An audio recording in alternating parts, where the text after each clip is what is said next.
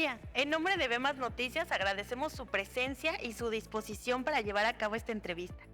Para comenzar, permítame presentar a nuestro distinguido invitado, el doctor en Derecho Jaime Miguel Moreno Garavilla.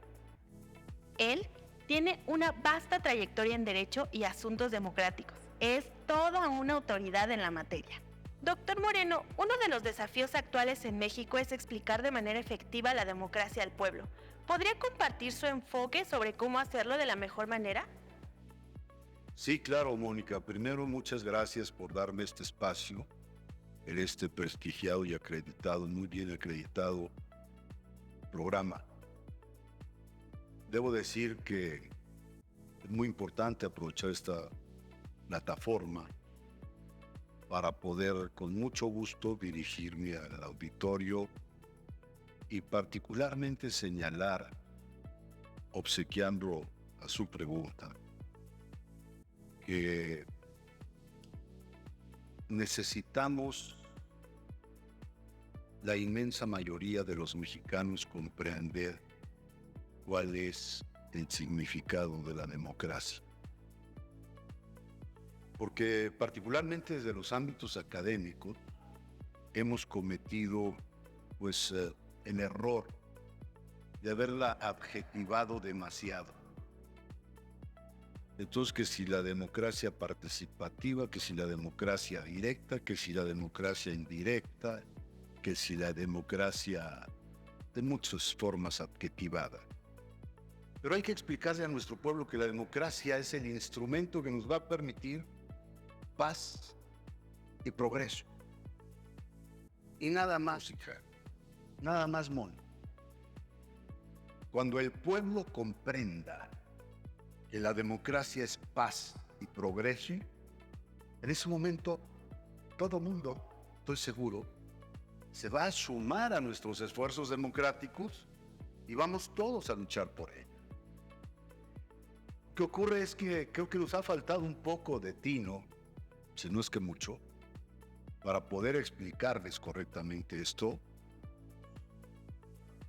nuestros connacionales. Entonces, yo creo que con eso nos quedamos. Obsequio la amabilidad de tu pregunta, diciendo que me gustaría que todos al unísono dijéramos democracia sí, paz y progreso para todos. En cuanto a nuestro país, ¿en qué medida y a través de qué acciones ha visto usted fortalecida o debilitada la democracia en los últimos años? Bueno, mira, fundamentalmente, en los últimos 40, si hablamos de los últimos 40, yo aludiría a 3 factores fundamentales. Primero, el hecho de la corrupción al grado de extremo, a un grado paroxístico. Es decir, nadie puede dejar de sorprenderse cuando se conoce que tuvimos a 2 gobernadores que se llevaron 35,000 millones de pesos, hija. Yo te aseguro que habrá algunos integrantes de su equipo que no sepan ni leer la cifra.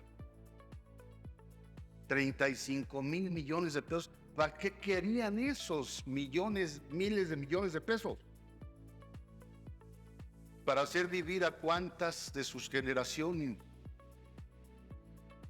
Me parece que ya llegó a un grado enfermizo la corrupción en una muy buena parte de esos 40 o 30 y tantos años.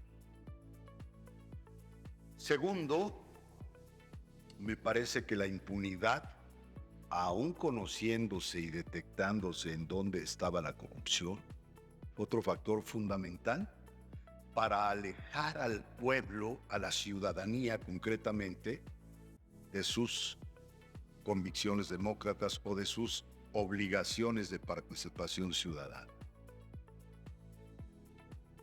De manera que lo primero que necesitamos nosotros para fortalecer nuestra democracia es la participación ciudadana.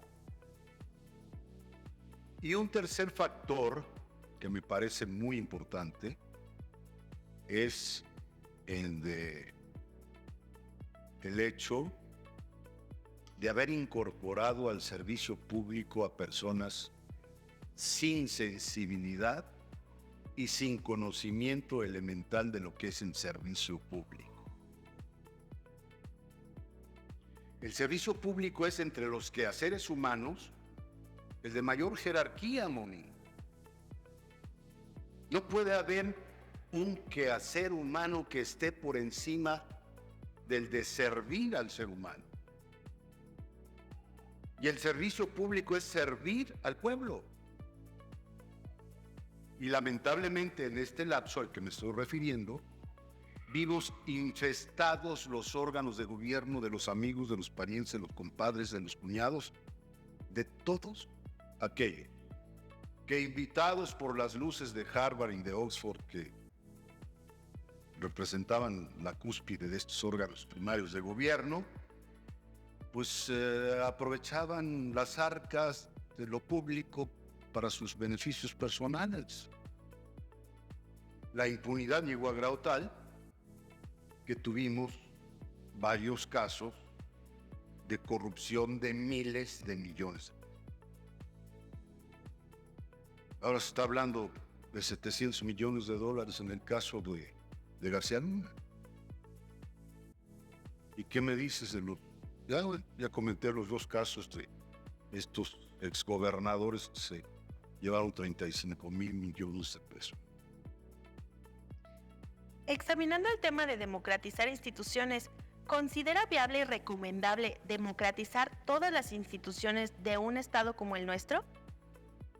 No, hay que tener mucho cuidado con la participación ciudadana. Siendo muy importante la participación ciudadana, por ningún motivo debemos concebir que ésta llegue a sustituir a la autoridad. Entonces, sí, por más iniciativa que yo te dé a ti, ciudadano, no me puedes reemplazar a mi autoridad. Porque entonces perdemos la realidad de nuestro Estado de Derecho. Debe de existir un órgano rector, un órgano que marque la directriz, que ejecute, que administre, en el caso del Ejecutivo Administrativo, y debe haber un órgano rector en el caso del Legislativo, como lo hay en el jurisdiccional. Pero no porque le demos nosotros una elevada importancia a la participación ciudadana, pensemos que esta debe sustituir a la autoridad, o visto de otra manera, que la autoridad deba renunciar a sus obligaciones constitucionales y legales para cedérselas a la ciudadanía. Déjame decirte, Moni, en esta pregunta que me haces, me marca la pauta para hacer una brevísima alusión al concepto de democracia, si me permites volver a ello. Porque hay una falsa concepción de que la democracia se agota en lo electoral. Y la democracia no se agota en uno de sus elementos esenciales. Si bien es cierto que la democracia tiene un importante elemento en el origen popular de los órganos primarios de gobierno, también lo es que hay otros elementos. Mira, la democracia tiene que contar con un primer elemento que es el humanismo. No debe haber, cuando menos yo no estoy en posibilidad de explicarme, una disciplina del conocimiento o un quehacer humano que pueda justificar su existencia sin tener como objetivo central el servir al ser humano. Punto. Para mí no es importante saber cuántos hospitales y cuántos puentes y cuántos mercados no. A mí díganme cuántas personas se han beneficiado con ese puente, con ese mercado, con esos hospitales. Si no hay un beneficio para el elemento humano del Estado mexicano, en mi concepto, ni siquiera es digno de mención. Entonces, el primer elemento, el humanismo. Después, claro, debe haber una declaración dogmática de que la soberanía radica en el pueblo, como lo ocurre en nuestro caso con el artículo 39 constitucional, que mutatis mutandis reza: la soberanía reside esencial y originariamente en el pueblo. Todo poder dimana del pueblo y se instituye para su beneficio. El pueblo tiene en todo momento el inalienable, o sea, no lo puede vender, no lo puede enajenar, no se puede desprender de él. El pueblo tiene en todo momento el inalienable derecho de alterar o de modificar su forma de gobierno.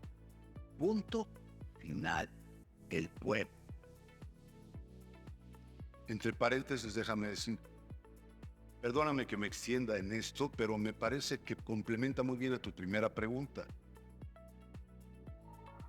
El asunto de que la soberanía y la forma de gobierno dependía del pueblo, depende y dependerá mientras el artículo esté como está, el citado artículo, no podía llevarse a cabo porque carecíamos de los instrumentos constitucionales para poder poner en marcha el poder del pueblo para modificar lo que quisiera modificar en su constitución o en su gobierno.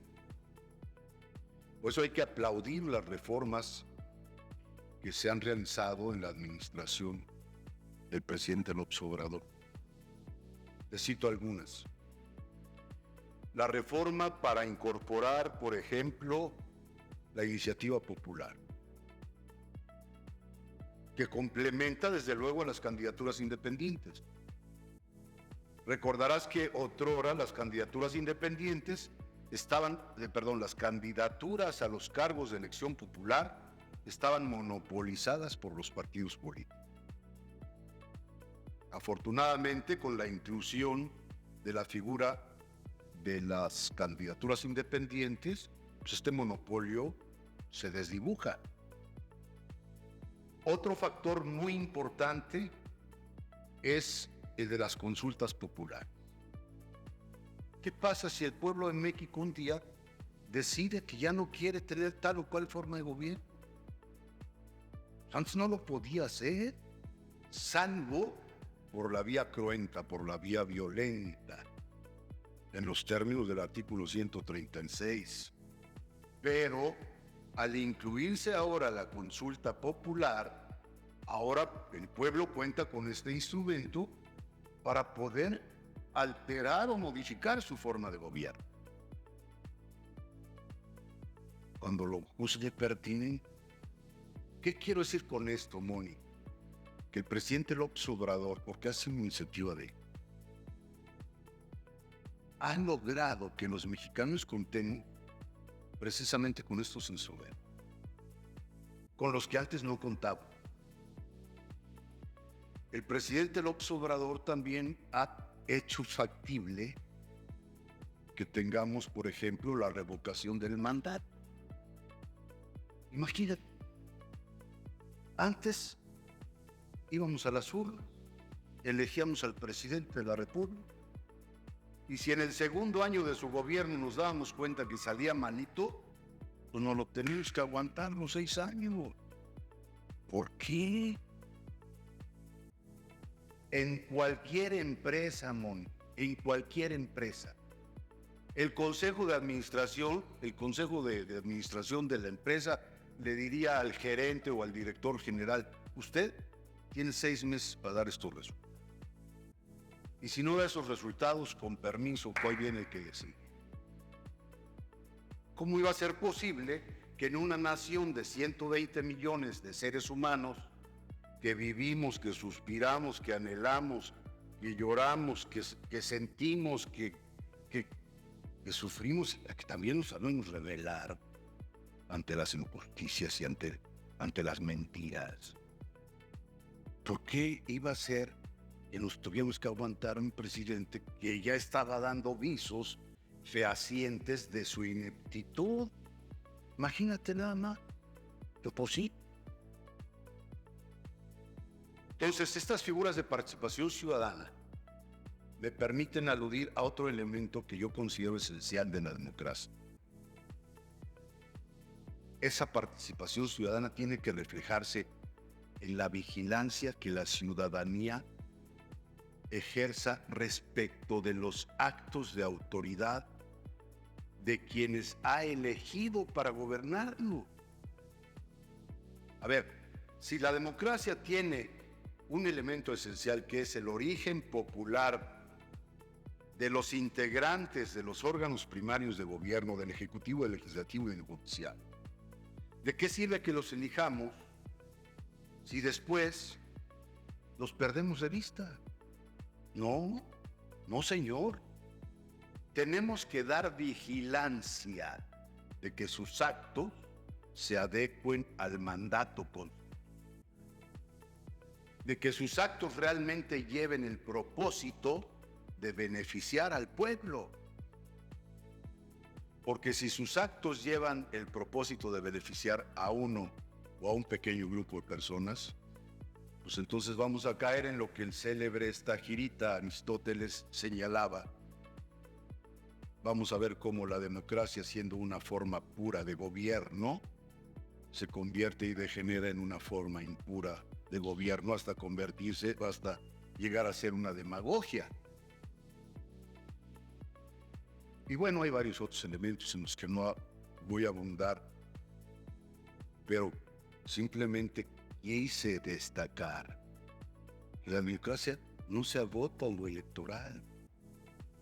Mira, otro de los elementos esenciales de la democracia, la mal llamada división de poder, que mejor debiera llamarse conveniente colaboración de funciones de los órganos primarios de gobierno. ¿Por qué?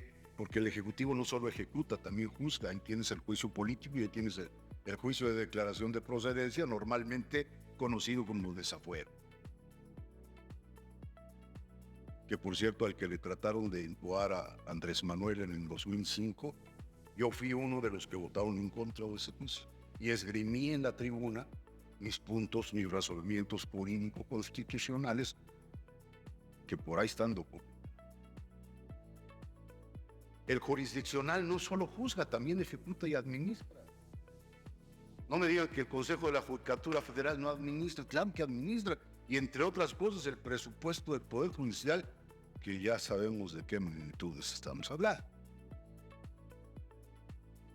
Y el legislativo, pues el Poder Legislativo no solamente emite ley, también juzga. Allí se desarrolla el juicio político y el juicio de declaración. El Ejecutivo no solo ejecuta y administra, también legisla.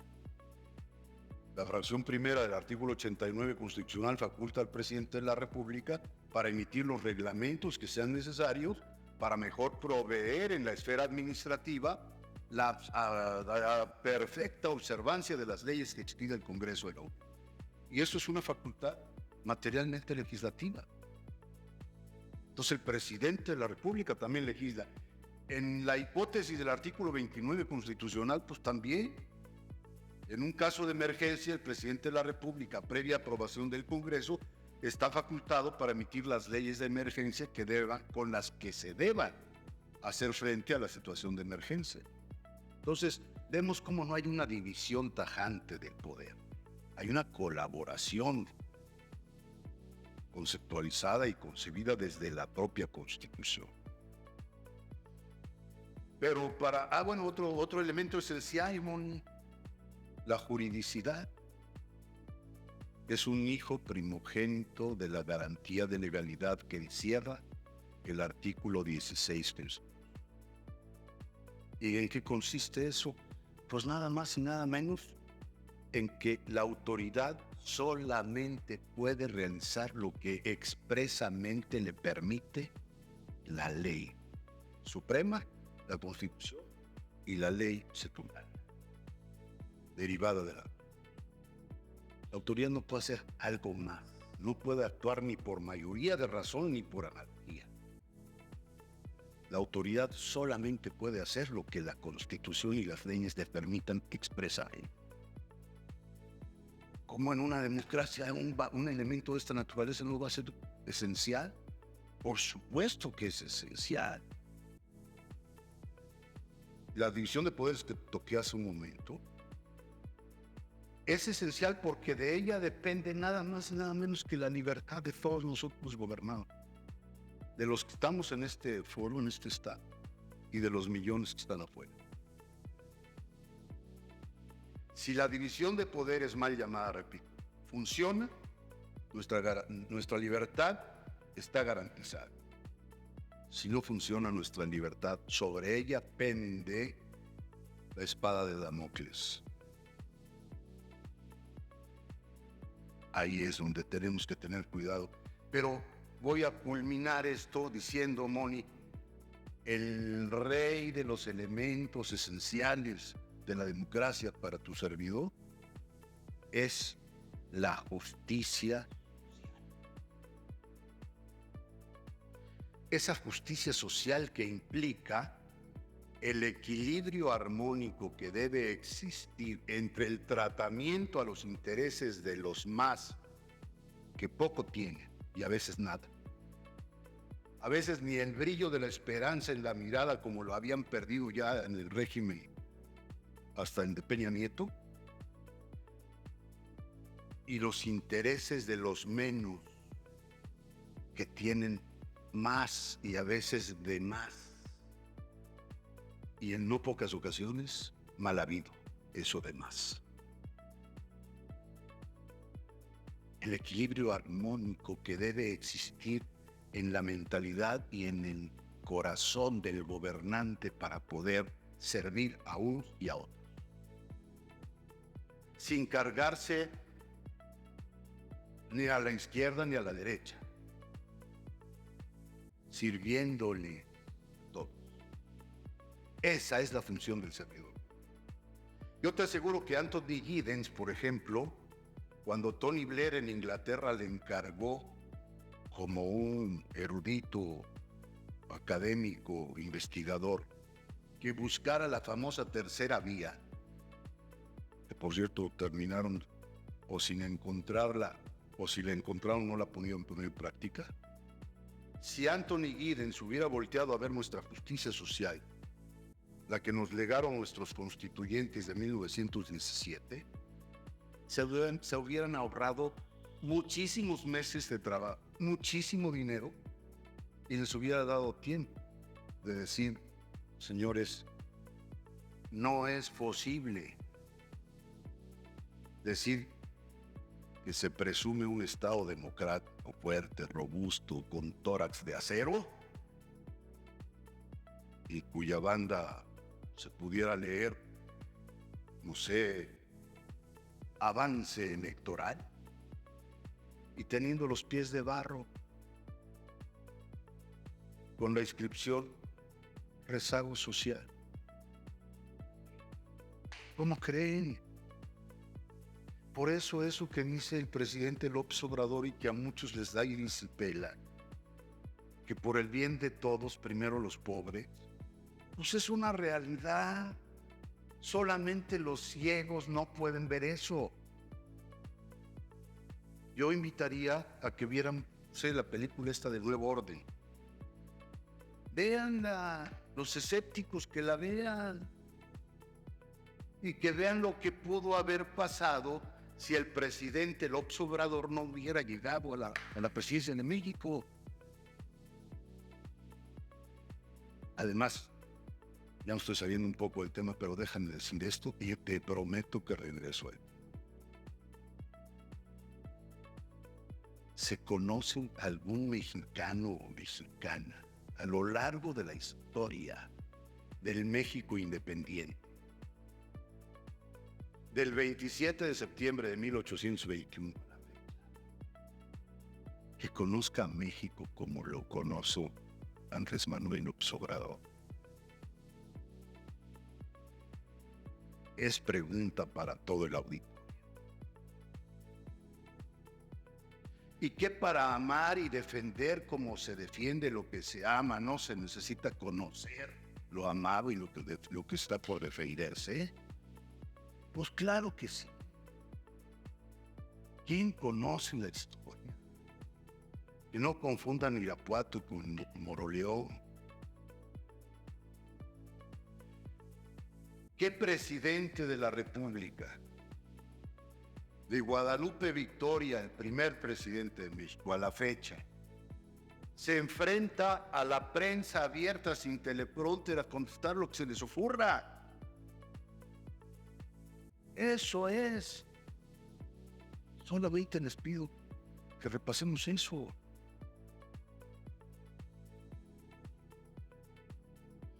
Y desde luego hacer un llamado, desde luego a la unidad, pero una unidad objetiva, razonada.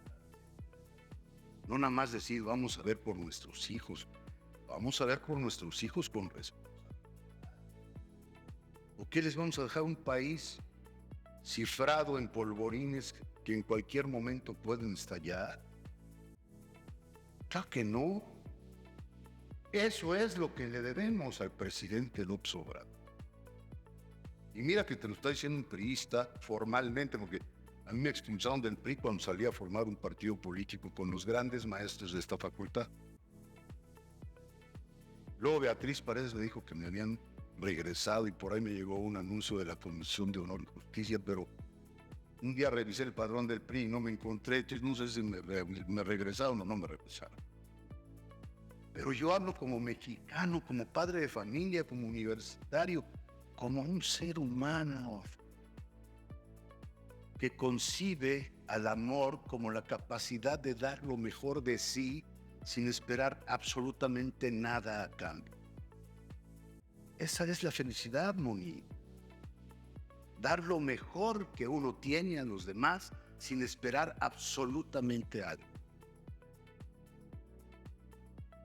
Y claro, cuando lo tratas de hacer bien, cuando te empeñas en hacer bien tu trabajo, generalmente te salen bien las cosas y cuando salen bien las cosas tienes éxito. Y hay, lo sabemos todos, espíritus que lo único que no le soportan a otros espíritus es el éxito. Pero contra eso y contra todo lo demás hay que luchar cuando se trate de servir a nuestro pueblo. A esta bendita nación que tiene un suelo que es sagrado, no solamente porque hayamos nacido sobre él, Moni, sino porque en sus entrañas reposan los restos de quienes nos dieron vida y formación. Entonces yo no concibo cómo haya quien venga a esta tierra sagrada, la explote a sus habitantes, se hagan ricos inmensamente y luego se lleven sus fortunas a otros paraísos fiscales en vez de invertirlos aquí para generar fuentes de empleo.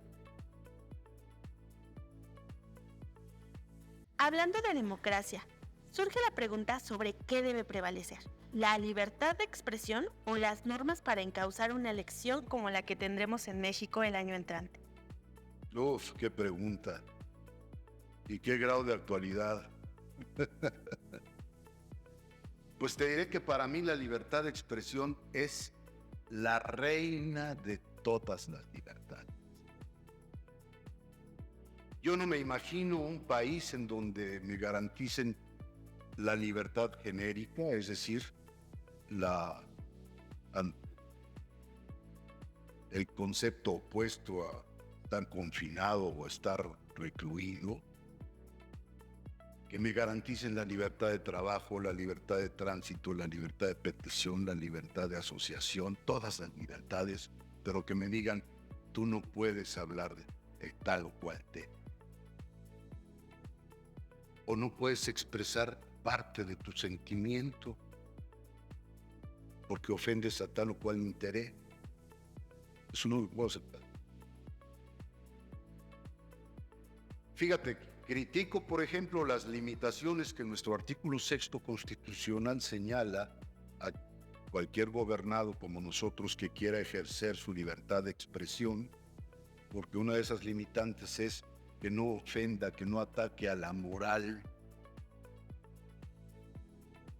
Entonces yo me pregunto, ¿a la moral de quién? Hay quienes incluso piensan que la moral es el árbol que da moras. ¿Cuál moral? Que no ataque los derechos de terceros, que no implique la comisión de un delito.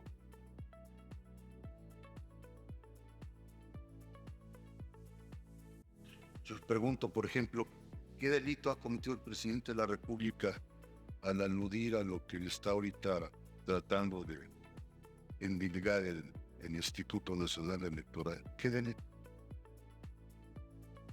Más que me digan, ¿cuál de las hipótesis normativas del Código Penal, sustantivo o adjetivo, se ha visto actualizada por alguna de las conductas del presidente? ¿Cuál delito? ¿Cuáles ataques a tercero? Lo único que están diciendo, o sea, decir la verdad es un ataque a tercero. Si en este momento yo muevo una de las balanzas de la justicia y se mueve, pues diré, se está moviendo la balanza de la justicia. Pues, ¿es verdad? Claro, ya sabemos que en este momento pues hay muchas personas que se sienten heridas, que se sienten lesionadas en sus intereses, en sus aspiraciones, en su expectativa, y todo lo que haga el presidente lo divulgan como de una manera torcida, sesgada, con un claro afán de descalificación. Pero yo creo que tarde o temprano la historia permitirá a estas personas incluso agradecer al presidente López Obrador que haya hecho lo que está haciendo. Porque gracias a eso van a poder pues seguir conservando lo que tienen. Nada más, pero nada más. Entonces, la pregunta que me haces, Moni, me pone en la balanza. Imagínate, te decía hace unos momentos, uno de los elementos esenciales de la democracia es la parte electoral. Y lógicamente hay que seguir las normas que nos hemos dado en lo electoral. Y hay que atender las instrucciones del árbitro. Pues sí, pero que el árbitro no chifle desde aquel lado. No, que se ponga en medio y que chifle. ¿No? Así es de que, por el otro lado, imagínate, que nosotros estemos permanentemente dispuestos a someternos a un árbitro que no sea imparcial como debe ser. En síntesis, yo sí creo que la libertad de expresión, en mi concepto, como la reina de todas las libertades, debe imperar. Debe imperar. Porque imagínate, ¿de qué nos sirve un proceso electoral calificado con 10? ¿De qué nos sirve? Si a los que lleguen a gobernar este instituto tú no puedes hablar en eso. Perdón.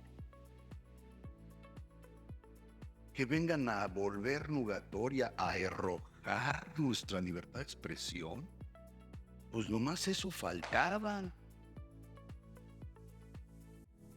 Solamente que baje los que somos creyentes, que baje Dios, y tú te callas, sí Señor, me caigo. Pero por lo demás, todas las libertades, Moni, todas sin excepción, dependen de la libertad de expresión. Toda. Recientemente en un conversatorio en la Cámara de Diputados, usted se pronunció a favor de la elección de los ministros de la Corte. ¿Podría explicarnos si esto implica que cualquier persona con respaldo popular podría llegar a ser ministro? Bueno, no cualquier persona. Tendría que mostrar su conocimiento en el ámbito jurisdiccional. Y por eso fue que propuse en ese conversatorio que fuera el propio Consejo de la Judicatura Federal, a través de su Instituto de Profesionalización, el que evaluar, examinar a los aspirantes para ver si tienen los conocimientos suficientes, entregarles su certificado de que sí tienen conocimientos suficientes, y entonces la autoridad electoral sí les puede permitir que se registren como candidatos a ocupar cualquier cargo de la República. Desde ministros de la Corte hasta los jueces muchos. ¿Y yo por qué? ¿Cuál es el temor que tenemos, bueno, que tienen quienes se oponen a esto? Si los actos, ¿qué te diré, Moni? Los actos, por ejemplo, de un secretario de Estado, ya no digamos de un secretario de Estado, de un alcalde en una alcaldía, de un presidente municipal, ¿a cuántas personas impacta? ¿A cuántas personas puede afectar? A muchas. Ya no digamos el acto de un presidente de la República, a través de un decreto. Esos servidores públicos tienen el origen popular. Son electos a través del voto popular. Los legisladores encargados de hacer una ley que se va a aplicar a todos en lo federal y a todos en lo local, según sea el ámbito de competencia, evidentemente también tienen una enorme responsabilidad. Y su origen es popular, los elige el pueblo. Y no me digas que para elegir a un presidente de la República se dice, a ver, no, pues primero demuéstrame si tienes conocimientos o no tienes. Esto se debatió desde el Congreso de 1856-57 para ver qué tipo de voto le dábamos a la ciudadanía. Y hubo incluso quienes sometieron a consideración del Pleno la posibilidad de incorporar el voto plutocrático, que implicaba que solamente podían votar quienes tuvieran una hacienda de determinada cantidad para arriba, o sea, un patrimonio de determinada cantidad para arriba. O sea que solo los ricos iban a poder votar.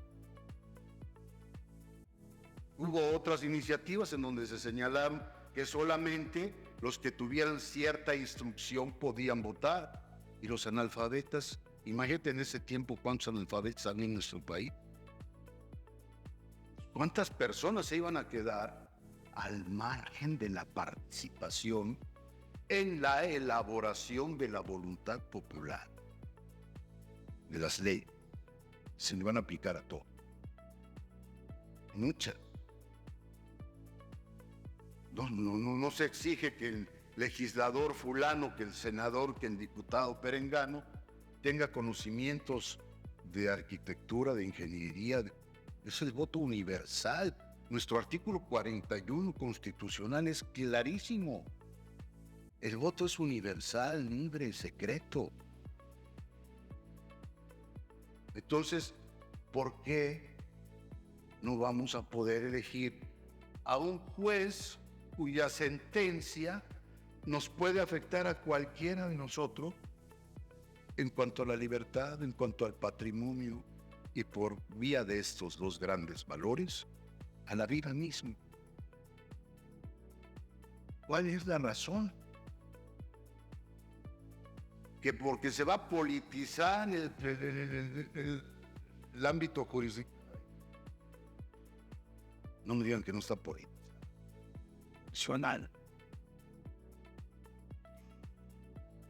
¿Quiénes son los que finalmente deciden quién es el ministro de la Corte? Las fracciones parlamentarias de los partidos políticos en el Senado. Luego, eso no es politizar el nombramiento. Entonces, yo creo que debemos de ser más cautelosos, debemos de ser serios, objetivos, y mirar, repito, como te lo decía al inicio, siempre, invariablemente, por el supremo interés del conglomerado humano que formamos esta gran familia de 130 millones de personas. La UNAM es una institución clave en México. ¿Qué papel considera que juega la UNAM en la vida democrática del país? ¡Wow! Fundamental. Nuestra institución ha sido de muchas maneras visto el corazón y el cerebro al mismo tiempo de nuestra nación. De aquí han surgido los premios Nobel, de aquí han surgido presidentes de la República, de aquí han surgido las mejores investigaciones, de aquí ha surgido, ¿qué te digo? La UNAM juega un papel verdaderamente estratégico, esencial en la vida democrática de la nación. Porque pues aquí hay la posibilidad de extraer a los recursos humanos valiosos, informados, calificados, que vayan precisamente a nutrir esa participación ciudadana a la que nos referimos al principio, y con ello a darle fortaleza, solidez al marco axiológico de la democracia. Y quiero, si me permites, Moni, subrayar y enfatizar el marco axiológico, porque yo tengo la convicción profunda con el presidente López Obrador, a quien una vez en mi vida he saludado, no más, pero que le aplaudo todos los días cuando lo veo y lo escucho. Aquí está mi hijo presente y sabe que así es. Entonces, ¿por qué? ¿Por qué nos llama a recuperar valores? ¿Que no somos capaces los mexicanos de recuperar la afición por lo bueno, por lo bello, por lo ético, por lo solidario, por lo empático, por lo justo, por la verdad? Tenemos que seguir fomentando el crecimiento de la mentira y con ello en ese ambiente de nuestros hijos, de la mentira, de la simulación, de la envidia, de las comparaciones, de la ira, del descalificar a los demás. Y no somos capaces de construir, de enseñar a nuestros hijos a que construyan en lugar de que se pongan a envidiar la obra del de enfrente. No. Yo tengo para mí, Moni, que en la medida en que nosotros no cambiemos el marco axiológico que hemos venido mostrando, bueno, no hemos, pero sí se ha venido mostrando, pues en esa medida vamos a seguir como estamos. La dimensión de la crisis social a la que ha llegado nuestro país y el mundo es directamente proporcional al olvido de la inyección del contenido axiológico a esa estructura y ese tejido social. A ver, el otro día, varias veces en mis grupos, tanto de licenciatura como de posgrado, les he preguntado, a ver, levante la mano quien piense que estamos en crisis de respeto. Todo mundo. Levante la mano quien piense que estamos en crisis de confianza. Todo el mundo. Y así me podría seguir por todos los valores. Y les digo, bueno, ¿y qué piensan ustedes que vamos a hacer en esta facultad de Derecho cuando el elemento fundamental es el respeto al amor? Y estamos nosotros mismos reconociendo que estamos en crisis de respeto a nivel social. No, tenemos que recuperar el hábito del respeto. ¿Y cómo? Pues recuperándolo para nosotros. Entonces, por eso enfatizo en lo del marco axiológico, Moni, porque me parece que en la medida en que nosotros no cambiemos de actitudes, por más aptitudes que mostremos, no podremos avanzar. En el momento en que cambiemos nuestra forma de actuar, En el momento en que nos volvamos seres conscientes de la importancia que reviste en ser congruentes entre lo que se siente, lo que se piensa, dice y hace, en ese momento vamos a dar un salto importantísimo. Porque nos vamos a volver seres auténticos, seres de verdad. Yo no estoy hablando de perfección. Los que somos creyentes como su servidor en Dios, sabemos que solo en Él existe la perfección. Pero sí tenemos, me queda claro, una llave maravillosa que se llama el perdón. Cuando somos conscientes de habernos equivocado, sabemos pedir perdón. Y pues para no dejar. Porque sí me parece que el saber perdonar, bueno, primero, el saber pedir perdón es sublime. Y el saber perdonar es sagrado. Y todo esto tiene que ver, perdóname, con el amor. El amor al que yo reconozco como la causa determinante de todo cuanto se ha movido, se mueve y se haya de mover dentro y fuera del universo. Una energía que nos mueve a todos en todo. Los que vibran bajo debemos de pedir que vibren más altito, ¿no?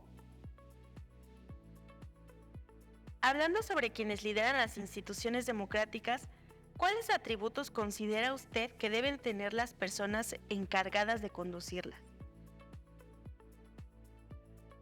Bueno, pues te decía, en el marco de los valores, fundamentalmente, un amor al prójimo. No se puede realmente servir si no se tiene una profunda convicción de que yo quiero hacer algo por los demás,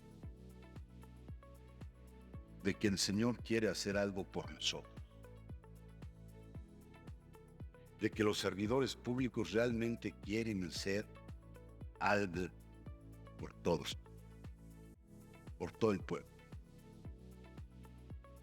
Ya ahora te cité a Aristóteles, permíteme recordar que señalaba dentro de sus formas puras de gobierno, ¿saben? Si el monarca, que era la monarquía una forma pura de gobierno, el pueblo, los súbditos, no lo vigilaban como para que sus actos fueran a beneficiar a todos. Pues esa forma pura de gobierno se iba a degenerar en una tiranía. Y el monarca se convertía en un tirano. Y luego la aristocracia, a la que aplaudía y proponía Platón como en gobierno de los mejores, los aristos. Decía Aristóteles, ustedes no cuidan que ese grupo de los mejores gobierne para el beneficio de todos. Ese grupo se va a degenerar hasta convertirse en una oligarquía. Igual, ya lo dije, en la democracia, si no se vigila que los gobernantes electos por el pueblo trabajen en beneficio del pueblo mismo, entonces esa democracia se convierte en una demagogia. Y yo creo que Aristóteles todavía no concebía el término de la mediocracia, porque si no hubiera podido decir, si ustedes ven que nada más se gobierna para el beneficio de ciertos medios, pues se convierte en una mediocracia. Bueno, pues agradecemos mucho su participación y sus perspicaces respuestas.